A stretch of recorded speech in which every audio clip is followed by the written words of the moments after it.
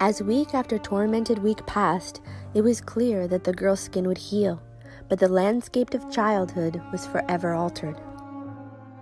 The bone beneath knit together in chaos, Ossian hands grasping in darkness for their brethren, frozen in their grotesque ballet of eternal empty searching.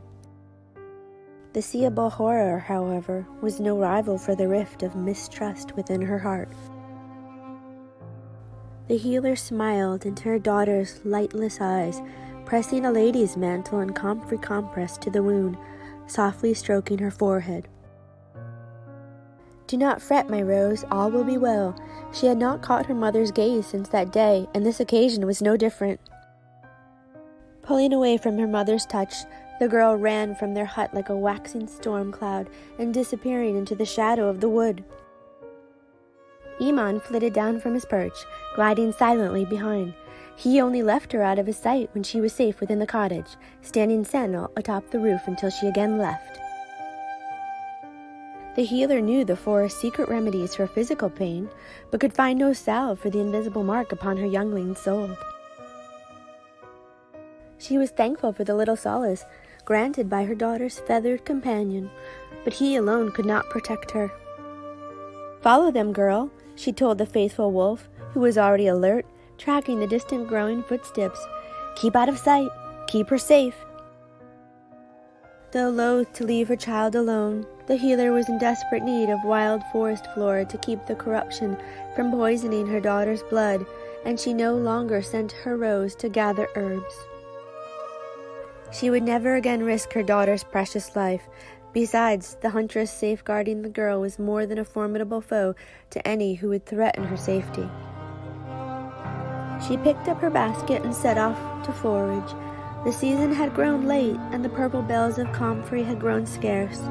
The healer scavenged into the evening, her hands bloodied from thorns.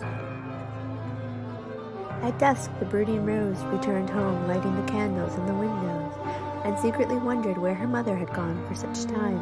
The healer rarely left, and never outstayed the setting of the sun. Fia, settling into her worn, fur-matted rug in front of the fireplace, was drowsy from her hours of constant vigil, but did not allow herself to fully give into the lull of slumber, tugging at her eyelids. Iman, though well-meaning, was dreaming of field mice scampering through hollows of fallen trees when the rush of feet crunched through the vegetation of the forest floor, fast approaching the cottage. Benleish, help us, she can't breathe." A boyish voice broke the quiet of the woodland twilight, startling all the occupants of the tiny hut into a ruckus alarm. A familiar face materialized in the doorway. Startling her, and the pestle she was crushing wild mushrooms in fell to the floor as she covered her face with the hem of her apron. Fia jumped up snarling, her hackles bristling at her remembered foe, but the boy was undaunted. "The healer? Where is she? Please, help us." Remembering it was he who had saved their lives, the girl could not deny him her aid despite his father's vicious role in the turning of her face and heart to crumbled stone. She quieted the fearsome she-wolf as she retrieved her cape and threw the hood over her head, obscuring the brutal reminder of her childhood lost. She recovered the pestle from the dirt floor and quickly set about mixing the herbs she had seen her mother prepare hundreds of times.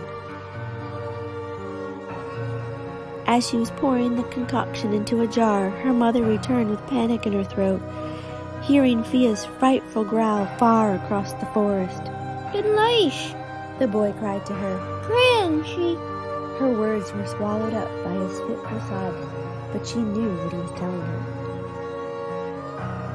Her heart was an inferno of fury and terror, but she knew the danger that loomed there, and could only put herself between her child and the Lord's Son. Taking the elixir from her daughter's hands, she asked in a low voice, "Are you sure?" The girl nodded silently, having not uttered a single word since that terrible day. The healer handed over the boy's medicine, but cautioned, "Go now, lad, but steady your heart. I fear it has come too late." Away he raced without a backwards glance, but just as the healer had sensed, Death came just as it always did, and the balm was merely ambrosia for the reaper's journey.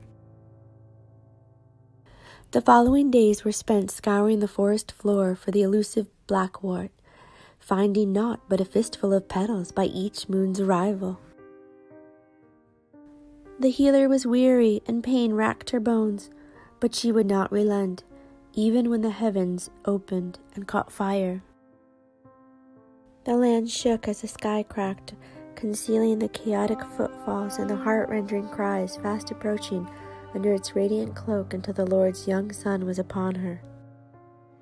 Ben Leish, come now, Mama, the baby. He was distraught beyond measure and tugged at the healer's sleeve, pleading with her to accompany him. Boy, I cannot. You know your father would never allow it. She pulled herself free from his desperate hands, but her heart still clung to him like the driving rain. Please, he is away and we are alone. The baby no longer cries and Mama rattles with every breath. Please, healer, please come. Though the danger was insurmountable, she could not abandon her oath to do no harm. Against her better judgment, she followed him to the wood's edge, the boy pulling her in his frenzy.